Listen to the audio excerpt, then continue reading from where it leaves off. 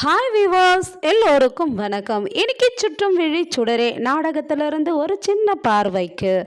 அபியும் வெற்றியும் ரெண்டு பேரும் மாறி மாறி சண்டை போட்டுக்கிறாங்க. தியாவுடைய ஆப்ரேஷனுக்கு 10 லட்சம் ரூபாய்க்கும் மேலே செலவாகும்னு அவங்க அண்ணன் சொல்கிறாரு, டாக்டர் சொன்னதா. அப்போது நான் கொடுக்குறேன்னு வெற்றி சொல்லும்போது அபி நீ ஒன்றா தர வேண்டாம், நான் கொடுக்குறேன் என் அண்ணன் பிள்ளைக்கு அப்படின்னு சொல்கிறாங்க. ஏன் அபி நீ அடம் பிடிக்கிற? இந்த விஷயத்தில் அடம் பிடிக்காத, நான் நாளைக்கு ரெடி பண்ணி கொண்டு வந்து தரேன்னு சொல்லிட்டு வெற்றி சொல்கிறாரு.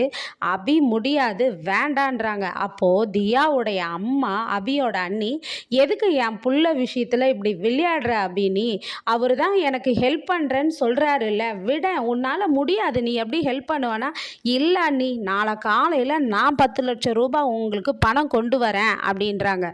உன்னால் முடியாது, அப்படி எடுத்துகிட்டு வந்து கொடுக்க முடியலன்னா என்ன அபி பண்ணுவ அப்படின்னு சொல்லி கேட்குறாங்க. என்னால் முடியும் அண்ணின்றாங்க. அப்போ முடியலன்னா ஒரு வேளை என்ன பண்ணுவ அப்படின்னு அவங்க அண்ணி கேட்கும்போது அப்போ அபி சொல்கிறாங்க, அப்போ அதுக்கப்புறம் முடிவெடுக்கிற விஷயத்தில் உங்கள் விஷயத்தில் நான் தலையிட மாட்டேன் அப்படின்னு சொல்கிறாங்க.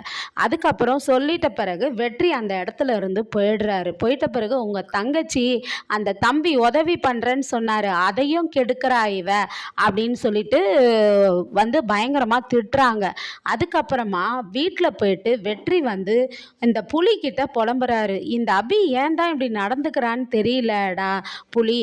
நான் 10 லட்சம் ரூபாய் தியா ஆப்ரேஷனுக்கு தரேன்றேன், அவ்வளோ எமர்ஜென்சியில் அந்த குழந்தை அந்த வழியில் அவஸ்தப்படுது, அந்த குழந்தைக்கு போய் இவ்வளோ ஒரு மேஜர் ஆப்ரேஷன் இருக்கும்னு நான் நினச்சி கூட பார்க்கல அப்படின்னு புலம்புறாரு. இவ வேண்டான்றா அப்படின்னப்போ புலி என்ன சொல்கிறாருன்னா, அது எப்படி வெற்றி தான் மேலே கொலைப்பழியை சுமந்து அவங்க மேலேயே பழியை போட்டு ஜெயிலுக்கு அமிச்சவங்க கிட்டேயே எப்படி அபி காசு வாங்குவாங்க, அதனால தான் அவங்க யோசிக்கிறாங்க அப்படின்றாரு. எப்பட்றா புலி நீயும் அபி மாதிரியே பேசுகிற அப்படின்னும்போது, பின்ன என்ன, நீங்கள் எல்லாருமே அவங்க மேலே எப்படி பழியை சுமத்துனீங்க, அவங்க ஜெயிலிருந்து மனவேதனை எவ்வளோ அனுபவிச்சிருக்காங்க, அதனால தான் யோசிக்கிறாங்க, யாராக இருந்தாலுமே அப்படி தாண்டா பேசுவாங்க, தன்மானத்தை விட மாட்டாங்கன்னு சொல்லும்போது, சரி மறுநாள் காசு கொண்டு போகிறாரு வெற்றி.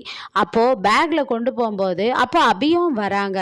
வந்தப்போ தியாவுடைய அம்மா அவங்க அப்பாட்ட என்ன சொல்கிறாங்கன்னா, இங்கே பாருங்கள், யார் இந்த நேரத்தில் பணம் கொடுத்தாலும் நான் கை நீட்டி வாங்குவேன், என் பொண்ணு உயிருக்காக அப்படின்னு சொல்கிறாங்க.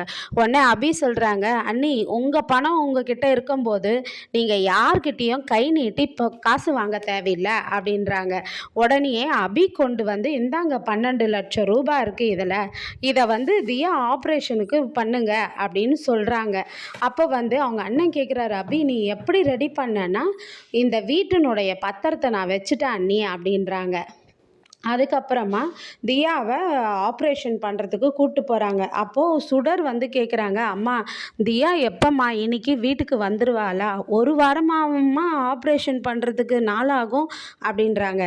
இல்லைடா, தியா இன்னைக்கு வந்துடுவாங்க, அதனால தானே நான் இன்னைக்கு கோயிலுக்கெல்லாம் நம்ம போயிட்டு வந்தோம், தியா வந்துடுவா பாரு அப்படின்னு சொல்லிகிட்டே இருக்கும்போது தியா வந்துடுறாங்க. தியா ஆப்ரேஷன் முடிஞ்சு அவங்க அம்மா அப்பா கூட்டிகிட்டு வராங்க. அபியும் ஆரத்தி எடுக்கிறாங்க.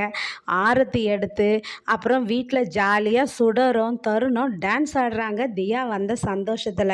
அப்போது தியாவும் தருணும் என்ன சொல்கிறாங்கன்னா, அம்மா இனிமேல் நாங்கள் வீட்லேயும் சுடர்கிட்ட பேசுவோம், ஸ்கூலில் எல்லாரும் எங்களை நீங்கள் சண்டையான்னு கேட்க ஆரம்பிச்சிட்டாங்க, அதனால் ஸ்கூல்லேயும் பேசுவோம் வீட்லேயும் நாங்கள் பேசுவோம், ஒன்றா இருப்போம் அப்படின்றாங்க.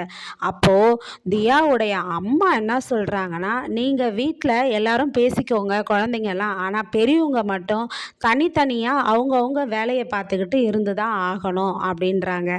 வெற்றியும் சுடரை எப்படிம்மா இருக்கிறாங்க, தியா எப்படி இருக்குது அப்படின்னு சொல்லி கேட்கும்போது, சுடரும் நல்லா இருக்கிறாங்க கேப்டன், தியாவுக்கு நிறைய மாத்திரை கொடுத்துருக்காங்க அதுதான், ஆனால் தியா நல்லா இருக்கா அப்படின்னு சுடர் பாப்பாவும் சொல்கிறாங்க.